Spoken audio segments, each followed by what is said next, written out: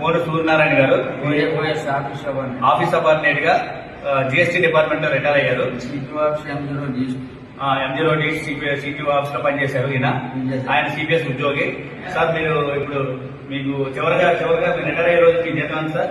40,000 CPS ఎంత? 40,000 జీతం తీసుకున్నారు ఈయన. అయితే మీరు ప్రస్తుతం ఎంత పెన్షన్ తీసుకుంటున్నారు సార్? 1,291 రూపాయలు పెన్షన్ తీసుకుంటారండి. 2019 30/4/2019 ఈయన రిటైర్ అయ్యారు.